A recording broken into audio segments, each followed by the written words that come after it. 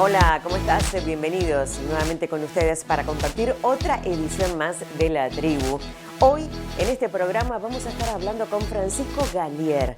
Él es excombatiente de Malvinas, pero a su vez también tiene una particularidad porque él estuvo en la guerra de Malvinas, justamente en uno de los submarinos, el submarino Ara Santa Fe. Y nosotros hemos estado hablando sobre la guerra de Malvinas con diferentes personas, con diferentes veteranos de guerra, ¿no? Pero nunca estuvimos hablando con ningún submarinista y por eso, bueno, la charla y la historia de Francisco es más que interesante y te la vamos a presentar en esta oportunidad. También vamos a estar hablando con Fernando Zangara. Fernando es el actual presidente del Centro de Almaceneros Minoristas de Carué, que tiene ahora en concesión su quincho, el restaurante y el camping. Sobre este tema estuvimos hablando con Fernando, más también contándonos un poco la historia del Centro de Almaceneros a lo largo de todos estos más de 35 años. La charla fue bastante larga, así que la vamos a compartir. Así estamos arrancando la tribu de esta semana.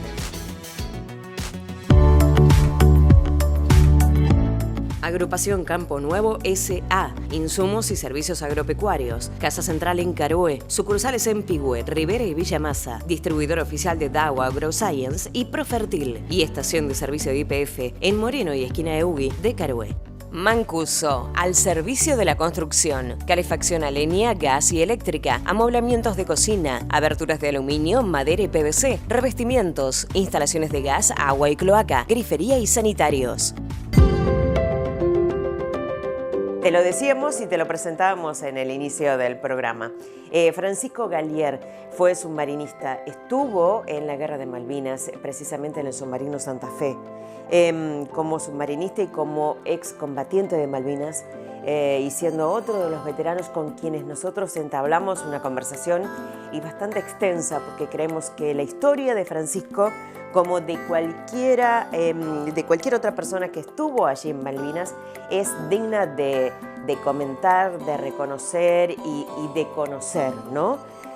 Así te lo presentamos a Francisco Gallier en esta primera parte.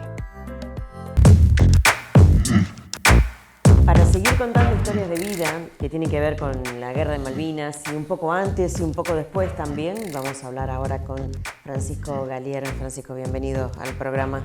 En el momento de Malvinas estabas en el submarino Santa Fe. Santa Fe. Así es. Se pertenecía a la tripulación del submarino Ara Santa Fe. Eras parte de... Conformaba parte de la tripulación.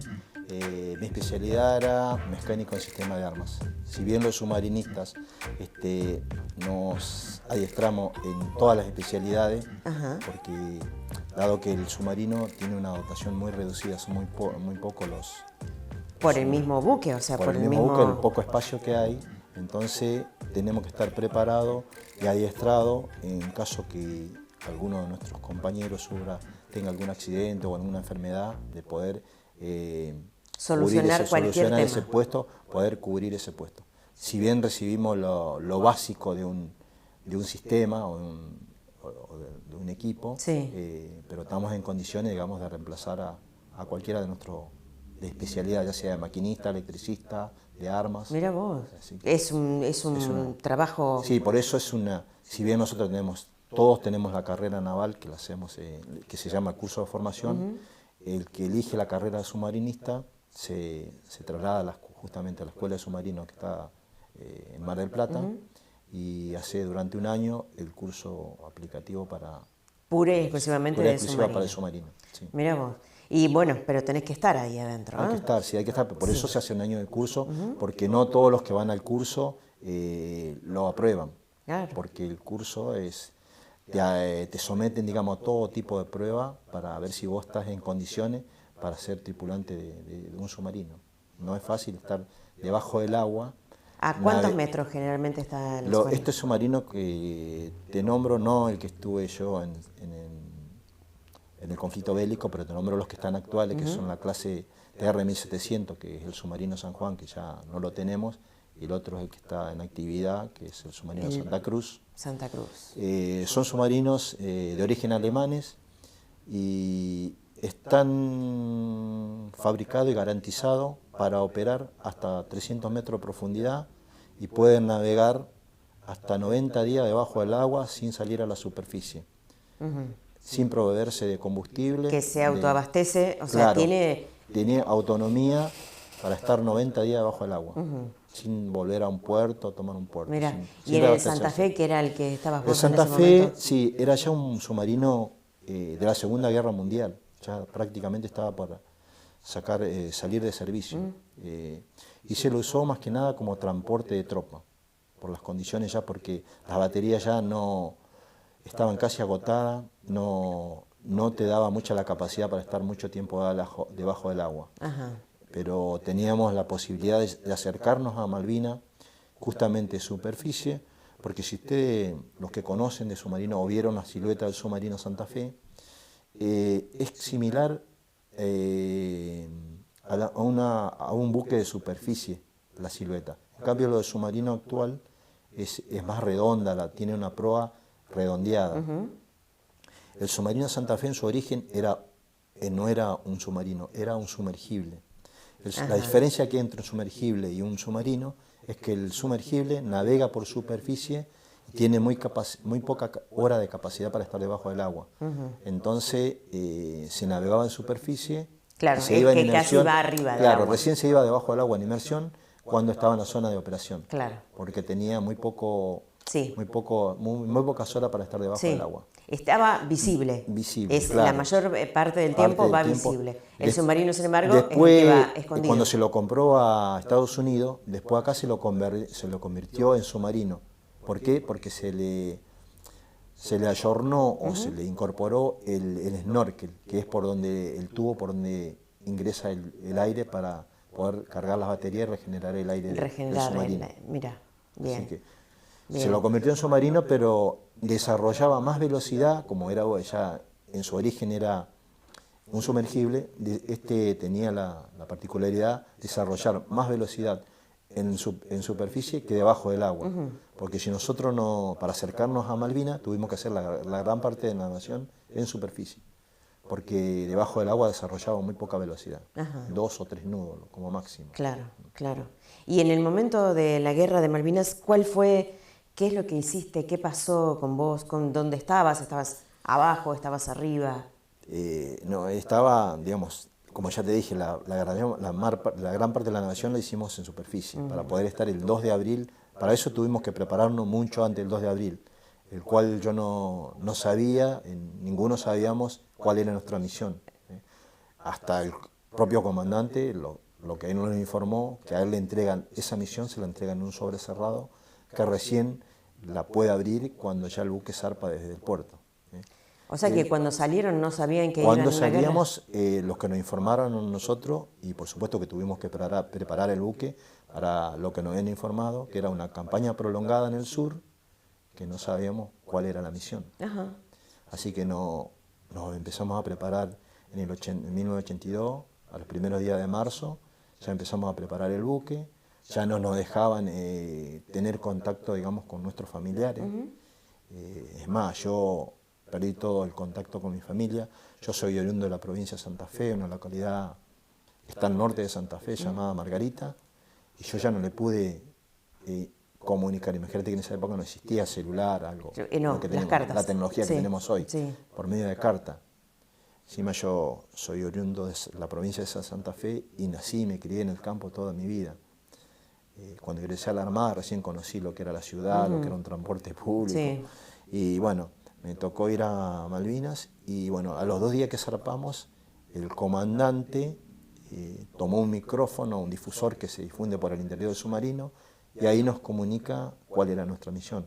Nos dice, bueno, señores, fuimos seleccionados, elegidos para la recuperación de Malvinas y teníamos que estar el 2 de abril en la zona de Malvinas. Y nuestra misión era transportar justamente las fuerzas especiales, que eran un grupo de buzos tácticos, que eran los primeros que tenían que desembarcar en Malvinas. Para eso teníamos que zarpar mucho antes del 2 de abril, para estar el 2 de abril en la zona de Malvinas. ¿Y pudieron hacerlo? ¿Lo hicieron? Así lo hicimos. Llegamos el 2 de abril a la madrugada. Antes de acercarnos a las inmediaciones de Malvinas, tuvimos que ir a inmersión para evitar que no que los detectaran, vean. si nos Sí. vean. Pero ya en esa época, imagínate que ya existía el satélite. Supongo que los británicos de Gran Bretaña ya no sabían que nosotros Ya estábamos sabían que iban ahí navegando, y hasta, es más, que estaban por zambullirse. Sí, sí, sí. Te lo digo con seguridad porque después yo, cuando finalizó el conflicto bélico, me reencontré con los buzos tácticos que eran mis camaradas, eran compañeros que habían hecho el curso casi conmigo. Yo hice el curso submarino y ellos hicieron el curso de buzo táctico. Yo había empezado el curso en el 80, en el 81 me egresé de la escuela submarino, en el 82 era mi primer embarco. Ajá. Los chicos estos me comentaron que cuando nosotros lanzamos el agua, a 2 millas del faro San Felipe, el que está en Malvinas, a 2 millas, que son más o menos aproximadamente 3 kilómetros, ellos tenían que acercarse para tomar prisioneros a los británicos que estaban en esos momentos en la isla. ¿Para qué? Para que el grueso de la tropa que venía en diferentes barcos pudieran desembarcar con seguridad, no enfrentarse directamente con el enemigo. Estos personales, este grupo que nosotros llevamos, justamente están preparados, son de las fuerzas especiales porque están preparados para esas misiones, la más encruenta, la más... tenían que desembarcar, armar primero un bote de goma en la cubierta del submarino que no tenía mucho espacio. La cubierta de un submarino no tiene más de 1 metro de ancho. Ahí tenían que armar todo su bote de goma, lanzarlo al agua, tirar todos sus pertrechos, lanzarse al agua y de ahí navegar las 2 millas que le quedaban hacia la costa, digamos. Claro.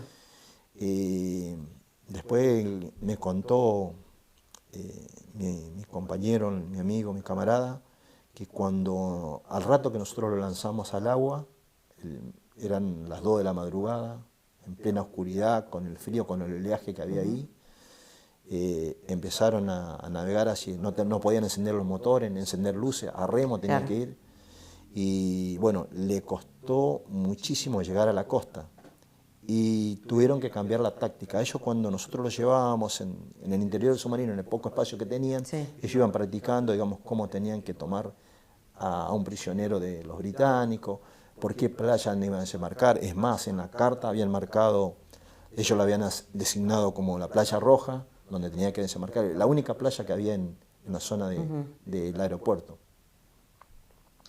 Y bueno, me contó el chico este que tuvieron que cambiar la táctica sobre la marcha porque cuando se dieron cuenta, cuando nosotros lo lanzamos al agua, se le apagó la luz del faro. Entonces se dieron cuenta que lo estaban esperando. Entonces ellos tuvieron que cambiar la táctica, en lugar de entrar por la playa roja, tuvieron que ir dar toda una vuelta por la retaguardia del faro e ingresar por una parte, porque yo después tuve la suerte en 2015 de viajar a Malvinas como turista, y fui a verificar esa playa, pero es un acantilado que no sé, ni de día lo podés escalar. Ellos por ese lugar tuvieron que llegar para no ser detectados por el enemigo, y aparte lo que le costó remar hasta ese lugar, porque dice que es impresionante la cantidad de algas que hay en la zona de Malvinas. Justamente los kelper se llaman kelper por el alga que se denomina con ese nombre, kelper. Mira, no sabía eso. Bueno, Mirá. yo tampoco lo sabía, lo supe después, que es impresionante la cantidad. Y lo contacté cuando yo fui como turista en el 2015, que fui a visitar. Yo lo viví siempre del agua y quería saber cómo había vivido un excombatiente, un camarada que estuvo en tierra, que estuvo en una trinchera.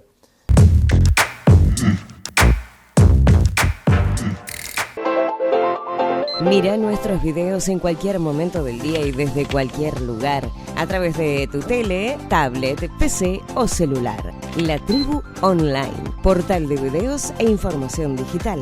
Combina el alcance de la televisión con las nuevas tecnologías de Internet. Seguinos por nuestras redes sociales. Estamos en Facebook, YouTube e Instagram. Y compartí nuestros videos. www.latribuonline.com.ar, portal de videos e información digital.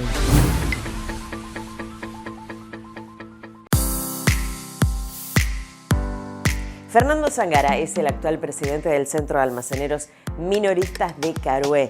Con Fernando estuvimos hablando sobre la cantidad de años que lleva el Centro de Almaceneros en nuestra ciudad. De esto y de otros temas. Vamos con la primera parte.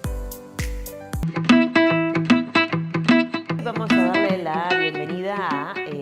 joven, que ya ahora está como presidente y que no es la primera vez y que me parece que viene de familia, ¿no? Es el presidente del Centro de Almaceneros Minoristas de Carué, Fernando Zangara, con el que vamos a hablar y te damos la bienvenida. Fernando, Hola, ¿cómo estás? bien, todo bien, todo bien. Bueno, ya es tradición, ¿no? De la familia Zangara de participar, de permanecer y de haber dado el puntapié inicial a lo que fue el Centro de Almaceneros allá por... ¿Hace cuánto? 1985, si no estoy... 85-86. Sí, mi padre fue uno de los impulsores, junto con otras tres personas, sí. y Andrés Justel, que andaba atrás de todos, por el cual yo también estoy acá por Andrés, porque me fue a ver una vez que sí. mi padre no estaba, y bueno, para seguir dándole una mano y colaborar con alguna institución también. Sí, o sea que llevamos, a ver, 36 años. 36, estaba queriendo hacer la cuenta rápido así, me había olvidado cuánto me habías dicho. 36 años, pero lo bueno es que se han mantenido a lo largo de todos estos años y sean muchos o sean pocos, han permanecido. Sí, trabajando siempre. Siempre se ha trabajado, siempre ha permanecido el centro, que es lo importante. La comisión estuvo muchos años sin nadie del rubro o poca gente del rubro, porque Aldo Genferro está, Rubén Genferro está, que si bien no son del rubro minoristas, son del rubro también, y hubo gente de otros rubros que estuvieron dando una mano, formando la comisión, colaborando, y sí, siempre se fue trabajando y haciendo cosas de a poco, pero haciendo cosas. ¿Y por qué pensás que no había gente del rubro, siendo que los comercios minoristas son una banda y hoy por hoy son muchos? Sí, somos muchos comercios. Lo que pasa, yo lo atribuyo que por ahí la gente ahora no está tan interesada en colaborar con las instituciones. El tiempo que implica un comercio es mucho, y por ahí el rato que uno tiene libre prefiere estar con la familia o estar en su casa tranquilo y no estar en alguna institución. Ya esta institución no demanda mucho tiempo, pero tiempo demanda y mucha gente prefiere estar tranquilo. Claro, porque cada uno está con los tiempos, viste cómo es, ¿no? Anda a full, andás a 1000, que tenés los chicos y que van al colegio, que tenés que llevarlos o que van a inglés y que van a, no sé, a hacer otra cosa. Sí, la vorágine del día a día es más muy... el horario del comercio, que lo tenés abierto y sí. Pero vos decías que no lleva mucho tiempo, porque es así. Ustedes se reúnen cada tanto, o sea, no es una de las instituciones que tienen un trabajo muy movido durante todo el año, ¿no? No, el centro en sí es una institución, por llamarla de alguna manera, tranquila. Al ser pequeña es tranquila. Nosotros nos reunimos una vez por mes, toda la comisión, a hacer una cena, se hace todo el trabajo de una comisión de ese mes, se da todo el panorama de lo que viene, lo que va a pasar, lo que pasó, y después en sí el centro está tranquilo. Claro. Un poco más movido este año por un par de situaciones, pero no son cosas que lleven demasiado tiempo. Y desde sus comienzos hasta la fecha, ¿han sido los mismos objetivos siempre? ¿Cuál es el objetivo fundamental del Centro de Almaceneros? El objetivo fundamental del Centro de Almaceneros fue darle una ayuda bajo cualquier circunstancia a cualquier comerciante local que tenga un problema. Nosotros estuvimos asociados a la Federación de Almaceneros Bonaerenses.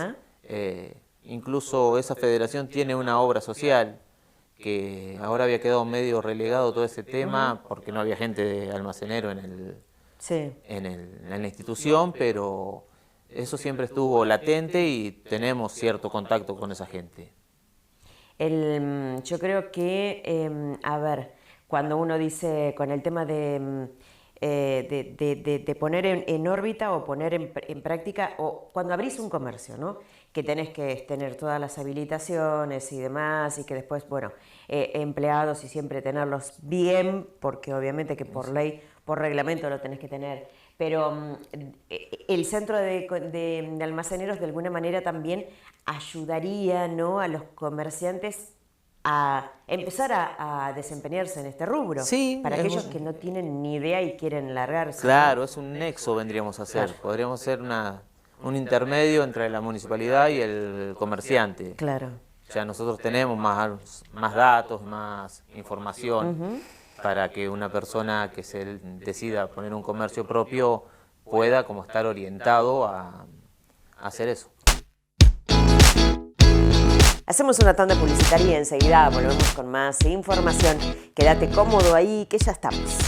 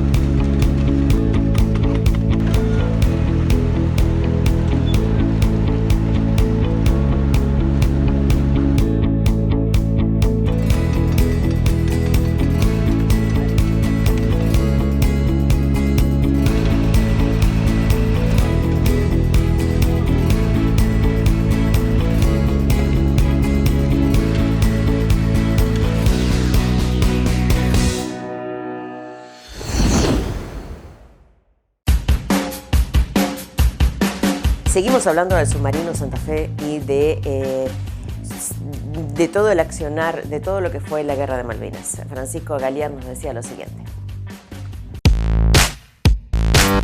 Pero vos ahí en ese momento estabas en el submarino. ¿Y cómo fue que estuviste? Claro, nosotros después que hicimos el lanzamiento... ¿Estuviste preso? ¿Te pusieron preso? Claro, después que hicimos ese lanzamiento el 2 de abril, tuvimos un par de días navegando en la zona de Malvinas, teníamos un área de patrulla asignada. Que sería dentro del área de exclusión. Sí, exactamente. Al segundo o tercer día le ordenan al comandante retornar hacia la base habitual, que era la base naval Mar del Plata. No sabíamos cuál era, teníamos una segunda misión, que no sabíamos cuál era. Volvemos a Mar del Plata, resulta que la corbeta Guerrico recuperó el 3 de abril lo que es Georgia y Sangüe del Sur. ¿Por qué el 3 de abril? Estaba pactado para recuperarse el mismo 2 de abril que se hizo Malvinas, pero dadas las condiciones climáticas y la distancia que hay a Georgia, no le permitió a la corbeta Guerrico llegar el 2, llegó al día siguiente, el 3. De todas maneras, recuperó lo que es Georgia y Sangüe del Sur, donde lo hizo la corbeta Guerrico, donde se sufrieron 3 bajas. El cabo Huanca, que era un tripulante de la corbeta Guerrico, que muere en el enfrentamiento. Después mueren 2 soldados, 2 conscriptos, que en el desembarco, cuando desembarcan un helicóptero desde de la corbeta hacia tierra, lo lleva un helicóptero de ejército, un Puma. En ese desembarco los británicos derribaron al helicóptero Puma. Ahí mueren esos 2 conscriptos, el conscripto Almanacid y el conscripto Aguilar. ¿Y qué pasó? Al día siguiente, eran muy pocos los que había desembarcado la corbeta Guerrico, eran 50 soldados. La diferencia que hay en Georgia con Malvinas, que en Georgia no hay población. Entonces al día siguiente se encontraron con el inconveniente que no tenían gente capacitada como para dar el servicio que necesitaban en Georgia. Por ejemplo, encender poner un motor en marcha, un generador o iniciar una caldera. Entonces hicieron, el comunicante que estaba en ese momento en Georgia, hizo un pedido a la base naval Puerto Belgrano, donde estaba la base de operación, requiriendo gente capacitada para dar los servicios a Georgia. Entonces se preparó un grupo de no tampoco muchas personas, eran 12 o 15 personas, lo prepararon en batería en Puerto Belgrano, lo adiestraron y lo enviaron a Mar del Plata. Y nosotros éramos los encargados de transportarlo desde Mar del Plata hacia Georgia. Sí. Volver desde Malvinas hacia Mar del Plata y viajar a Georgia nos demandó 15 días de navegación. Con el suficiente tiempo, ¿para qué? Para que los británicos, su flota, los 14.000 kilómetros que los separan de Malvinas a Gran Bretaña, ya tuvieron el tiempo suficiente de acercar su flota a la zona de Georgia. Ellos, sabiendo que en Georgia no había población y había poca resistencia, se vinieron directamente a Georgia. Sabían que de Georgia ya tenían una base más cercana hacia Malvinas. Más cerca, sí. Y que no iban a tener tanta resistencia, tanto enfrentamiento, digamos.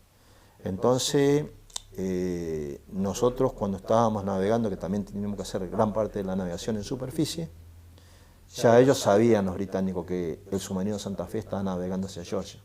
De todas maneras, el comandante, en una maniobra bastante osada y arriesgada, pudimos ingresar de noche, pegados contra las piedras, arriesgando nuestras vidas, que rompiera romper el submarino. Pudimos ingresar al puerto de Griviken, se llama el puerto de Georgia. Anclamos en el medio del puerto, en el medio de la bahía, y hicimos el desembarco, que entramos a las 12 de la noche del 25 de abril, y hicimos el desembarco. Una lancha que estaba en Georgia era la que hacía los viajes. Venía desde tierra, cargaba los pertrechos y las personas que habíamos llevado, hizo unos cuantos viajes porque no tenía mucha capacidad para llevar todo lo que habíamos llevado. Sí. Nosotros llevamos armamento, víveres, más el personal que llevábamos.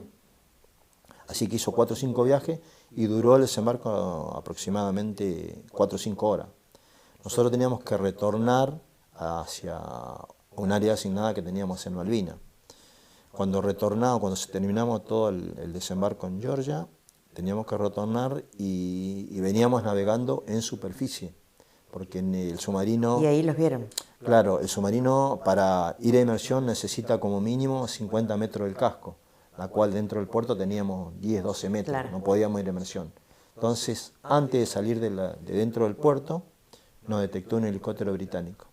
Como sabe que el submarino no tiene defensa antiaérea, vino directamente, se posó arriba del submarino, así en la parte de adelante, descargó todas las cargas explosivas que tenía, bomba de profundidad, todo el explosivo.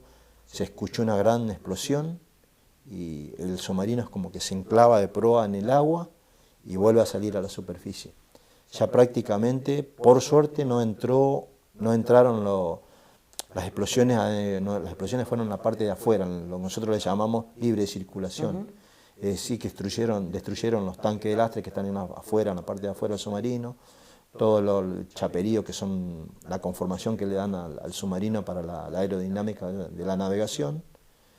Y bueno, ahí prácticamente ya quedamos fuera de combate, porque ya se cortó la luz, se cortaron las comunicaciones. Sí, quedaron inutilizados. Quedamos, inutilizados. Bueno, al comandante le quedaban 2 opciones, o salir hacia mar abierto para encontrar profundidad para ir a inmersión, o retornar hacia el puerto. Como sabía que ya el submarino prácticamente estaba inutilizado, decidió retornar para buscar apoyo o reparar el submarino en Georgia, en Griviken. Giramos 180 grados, retornamos hacia la retaguardia. Mientras tanto los helicópteros nos seguían acechando. Tuvimos que hacernos el arma más de largo alcance que teníamos, que no eran muchos tampoco. Teníamos, lo único que había dentro del interior del submarino eran fusiles. Tampoco habrían mucha cantidad. Y tampoco había mucho espacio en la parte alta, en la parte de la vela, como para estar 10 tiradores. Un espacio más de 2 o 3 hombres no pueden estar en esa zona. De ahí se formó, digamos, un grupo de tiradores, que eran 2 o 3 hombres. El resto habíamos conformado una cadena de tiro para transportar la munición desde el interior del submarino hacia la parte alta para repeler el ataque, para que nos acercaran los helicópteros. Sí. Los helicópteros, cuando vieron que nosotros repelíamos el ataque, ¿qué hicieron? Fueron y cambiaron de armamento. Se proveyeron de misiles y cohetes y lanzaban de Georgia, la parte del puerto de Griviken, es toda una cadena que lo rodea, toda una cadena montañosa. Entonces, ellos tenían gran parte de la flota afuera del puerto, digamos, en lo que es en el mar abierto, y desde ahí nos hacían los lanzamientos. Nosotros veíamos a veces, no sabíamos de dónde venían los disparos, veíamos el fogonazo que venía y teníamos que rezar que no nos pegue, no agazaparnos, hasta que en uno de esos enfrentamientos, uno de esos disparos, pegó justo en el centro de la vela. La vela es la parte alta del submarino y justo iba subiendo uno de nuestros compañeros, que era el cabo Macía, un camarero, que iba transportando la munición en la parte de arriba, y con tanta mala suerte que le cortó la pierna a la altura de la rodilla, el disparo. Entonces a partir de ese momento el comandante lo agarramos en el interior del submarino, el cabo, lo llevamos a la parte más amplia que teníamos, que es el comedor. Arriba de una mesa lo atendió el enfermero que estaba a bordo, lo atendió, le puso morfina para calmarle los dolores, le hizo las primeras curaciones y bueno, el comandante no quiso arriesgar el resto de los tripulantes, dijo, listo, nadie más sube a la vela, todos nos refugiamos en el interior del submarino, en la parte resistente, se cerró la escotilla y soportamos el ataque hasta que pudimos llegar al muelle, y en el muelle teníamos que hacer abandono del submarino y refugiarnos en tierra. Así que ahí fue donde te agarraron. Digamos, tuvimos que desprendernos de todo lo que teníamos que desembarcar con lo que teníamos puesto, desprendernos de todo nuestro... Y bajar con un fusil que, digamos, yo no me preparé, digamos. Si un militar, digamos, no se prepara para la guerra, se prepara justamente para defender nuestra soberanía. En mi caso, me había preparado para defender dentro de un submarino, claro, digamos, para cuidar nuestra plataforma submarina. Para hacer lo que hace un submarino. Pero claro, en ese momento me tuve que hacer de un fusil, porque nos estaban acechando los helicópteros, escuchaba los ruidos, no los veía, porque estábamos muy cerca de las montañas, escuchamos el ruido de los helicópteros y las ametralladoras que también, las ráfagas de ametralladoras que nos picaban, nos pasaban por arriba. Entonces, los infantes de marina que estaban en tierra, ellos más o menos nos guiaban donde nos teníamos que agazapar, donde teníamos que planchar en el suelo para que no ser visto del... Listo, pero en algún momento te vieron.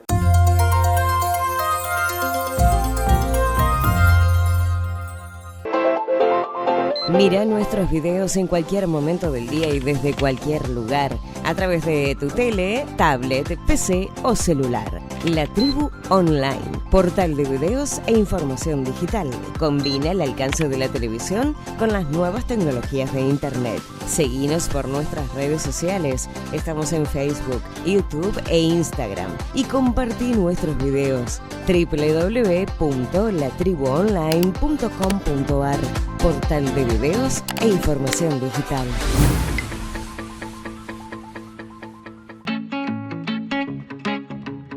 Tenemos una segunda parte con Fernando Zangara, presidente del Centro de Almaceneros Minoristas de Carué. Ellos también ahora tienen en concesión el quincho, el restaurante, más el camping. Bueno, Fernando nos cuenta todo. Vamos. Porque hoy por hoy vos ves el centro, vas por calle Colón, a mano izquierda, ¿no? Yendo obviamente de acá para el frente costero. Desde el centro al frente costero a mano izquierda ves el restaurante, ves el camping y asocias el centro de almaceneros con el camping y con este lugar que bueno, desde que están ahí es emblemático, ¿no? Y que tiene una ubicación perfecta. Ese lugar, la primera sesión que le dio la municipalidad en ese lugar fue en 1988, cuando eran 4 locos los que decían que eso podía llegar a ser en algún momento importante para Carué. Incluso le habían dado esa parte y una parte cruzando el terraplén, que es donde están los baños ahora, la parte del parque de salud y eso, ese pedazo también, que habían empezado a trabajar con la vocación de poder hacer un camping ahí también. Pero después, bueno, eso al hacerse el terraplén y eso ya quedó para municipal. Claro. Bueno, pero el camping, a medida que pasa el tiempo, va mejorando mucho, ¿no? Sí, no sé si a la velocidad que uno quisiera, pero sí, cosas se van haciendo siempre. Siempre hay proyectos, hay ganas, se van haciendo los detalles que vamos viendo, se va mejorando lo que se puede y de a poco vamos... Para brindarle más servicios, porque aquel que va con... A ver, llega un motorhome o llega una familia con una carpa, ¿no? Para armarse una carpa y estar un fin de semana largo. Sí, el lugar tiene baños, 2 cuerpos de baño, caballeros y damas cada uno, agua fría, agua caliente, está todo parcelado para acampar, tienen sus interruptores de luz ahí, tienen sus tomacorrientes también, no tienen grandes distancias para poner un alargue, digamos, porque frente a cada parcela, si no me equivoco, hay tomacorrientes, está iluminado toda la noche, está cercado, tiene una puerta de acceso y y de salida. En ese sentido está bien. Sí, yo me acuerdo que sí, creo que fue antes de la pandemia, puede ser que habían inaugurado el tema de los baños y bueno, habían hecho toda una reunión y una cena, ¿no? Sí, sí. Que fue más una cena de camaradería, pero porque esto es así, es antes o después de la pandemia, ¿no? Sí. Es pre y post pandemia todo. Sí. Y ahora, ¿cuáles son? A ver, ¿cuáles son las mejoras que vos como presidente te has puesto?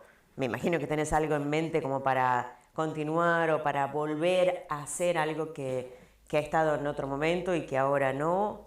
Mirá, el tema es que previo a la pandemia también se había comenzado a hacer la secretaría de la institución, ahí en el espacio lindero al Quincho. Sí.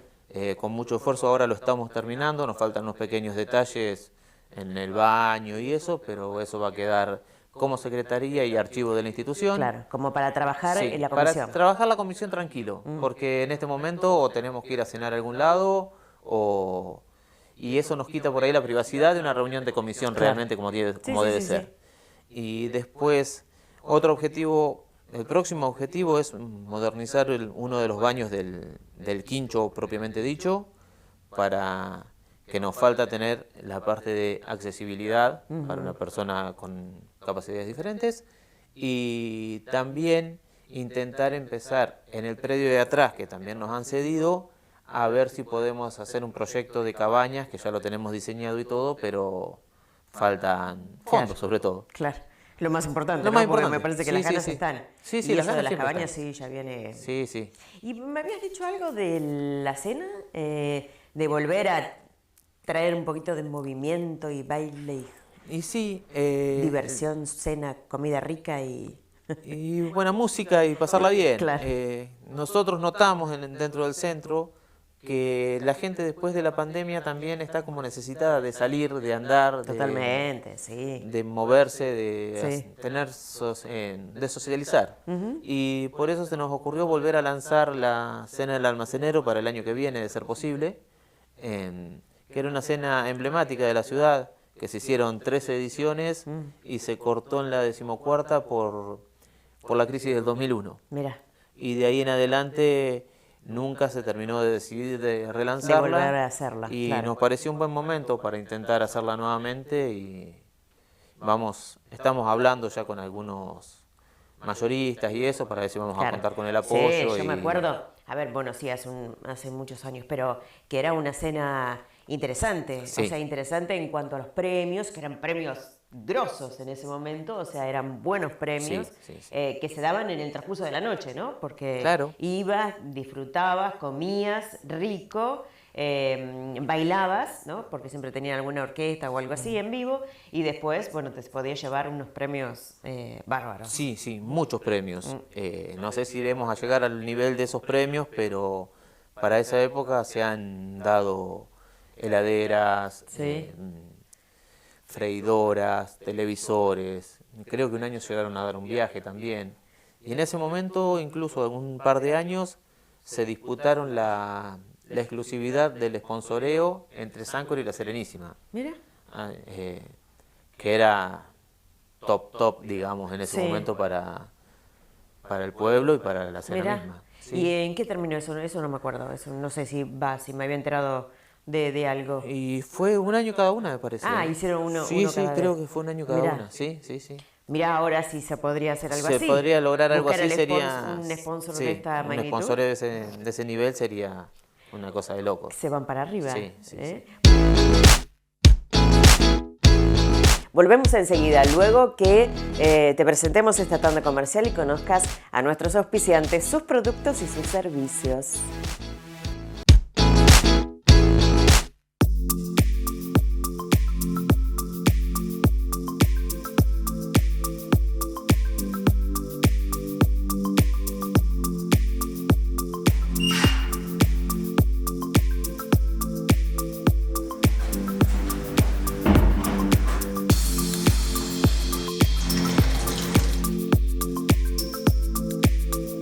Es muy importante tener en cuenta el uso del bidón que se va a destinar para disponer del agua apta para consumo. Seguramente habrán visto en las publicaciones que hay ciertas recomendaciones, como por ejemplo que los bidones sean preferentemente de polipropileno, que es un material que no despide ningún tóxico hacia el producto que contiene en su interior.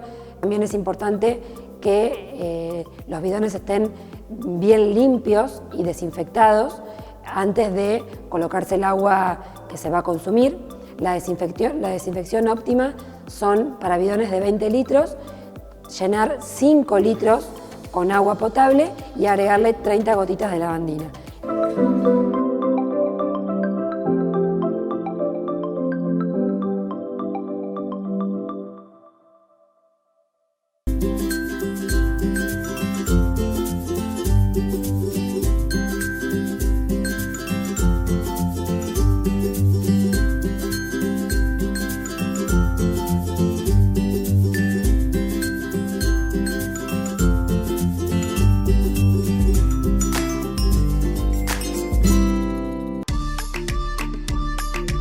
Tenemos una segunda parte con el submarinista, ex veterano de Malvinas, Francisco Galier, con quien tuvimos esta charla.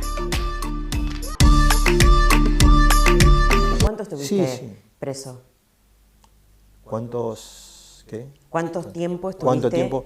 Y desde el 25 de abril hasta los primeros días de junio, que fue más o menos el 10 de junio que volvimos al puerto de Buenos Aires. Encerrado. Más de un mes encerrado. Primero nos tuvieron 3 días en tierra, en Georgia, que fue bastante duro el trato porque nos tenían, digamos, separados en grupitos, continuamente nos rotaban del lugar para que no nos permitían dormir, poca comida, mucho frío y mucho miedo porque no sabíamos cuál era nuestro destino. Nos tenían a punta de fusiles de pistola. Si vos querías ir al baño, por ejemplo, te acompañaban uno adelante y otro atrás. Te pateaban la puerta, tenías que sentarte en el inodoro con la puerta abierta y te estaban apuntando. Así estuviste más de un mes. Sí, ya cuando nos metieron dentro de la bodega ya el trato fue diferente, porque los primeros que nos toman prisioneros fueron los llamados mercenarios, que son los que conforman las fuerzas especiales de los británicos. Sí, bueno, y tal cual el nombre lleva. Claro, ellos, los mercenarios, son los que los preparan, a ellos no les interesa de qué origen sean, de qué nacionalidad sean. Si son rusos, si son alemanes, sí, si no, son... cumplen con su ellos función. cumplen con su... Ellos van por... No con lo que fuimos nosotros a defender nuestra patria, nuestra bandera. Ellos van por los que le pagan. A ellos los preparan bien, lo arman bien, le pagan bien y lo mandan al frente. Sí. Esos fueron los primeros que nos toman Me prisioneros. imagino que debe haber sido terrible. Sí, esos fueron los primeros que nos toman prisioneros en Georgia y no los vimos más. Al otro día desaparecieron de ahí porque su segunda misión era ir a Malvinas. ¿Qué recuerdo, y ya con esto te voy a dejar, qué recuerdo o qué mensaje te queda a vos para decirle a todos los de... A todos y más que nada... a los más jóvenes. A los más jóvenes sí, porque no tienen... inclusive yo tengo un hijo que tiene 20 años, hoy está estudiando arquitectura y jamás le hablaron de Malvinas en el colegio. Él se enteró por una charla justamente que yo di en el colegio, de lo que yo había vivido. Él tampoco jamás me preguntó lo que yo había vivido, por el miedo de herirme o de... Sí, por esa misma situación que había pasado. Cosas, claro. Sí. Ni mi esposa ni él nunca jamás me preguntaron de lo que yo había vivido. Así que por eso hoy el mensaje que nosotros mandamos más que nada a los jóvenes que no vivieron esas cosas, que la guerra no te conduce a nada. Se pierden vida de ambos bandos. Totalmente. Se sufre el odio, el miedo, el frío, toda la miseria que puede existir, se vive en una guerra. Por eso hoy el mensaje que le dejamos más que nada a los jóvenes que son el futuro de nuestro país, que como decía mi papá, que estudien, se empapen en lo que es nuestro y a través de como ya lo dijo Segundo, que estudien, que se interioricen y vean por qué los británicos quieren las islas y por qué nosotros decimos que son nuestras, por qué ellos la pretenden, porque hay muchos intereses políticos, económicos y por ahí transitan todo el tráfico marítimo que va a Antártida, al sur. Es la única unión que hay de los océanos, del Pacífico y del Atlántico. Así que por eso a los jóvenes es el legado que nosotros tenemos que transmitirle, que se preocupen en empaparse, en estudiar, y como decía mi viejo, si te queda tiempo libre, estudia, estudia y estudia.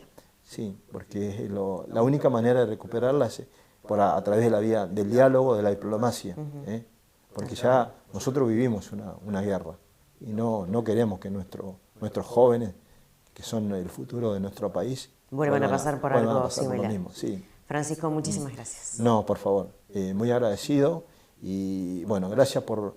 desde el primer día que vinimos acá a Carué, nos sentimos como en nuestra casa por el recibimiento que nos dieron acá, tanto los que nos brindaron la posibilidad de estar en el lugar donde estábamos, en la muestra literaria que nos brindó ahí el Centro Cultural.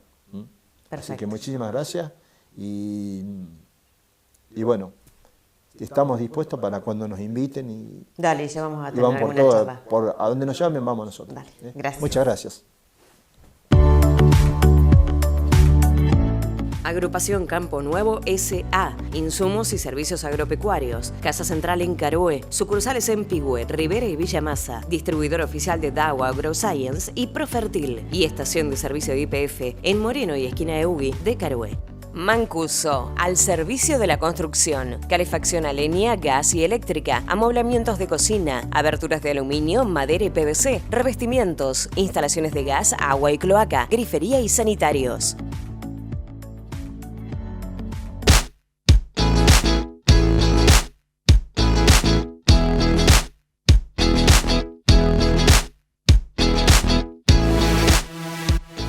Llegamos al final de la tribu de esta semana. Esperamos, como te digo siempre, que hayas disfrutado lo que preparamos. Sin lugar a dudas, la charla con Francisco fue excelente y seguramente nos ha quedado material que lo vamos a ver, lo vas a escuchar en breve, ¿sí? En otro programa de la tribu. Y la propuesta de Fernando es más que clara, ¿sí? Si tenés ganas de trabajar, está en concesión, ¿sí? Por 3 años, el quincho del centro de almaceneros más el camping, ¿sí? La explotación obviamente del camping.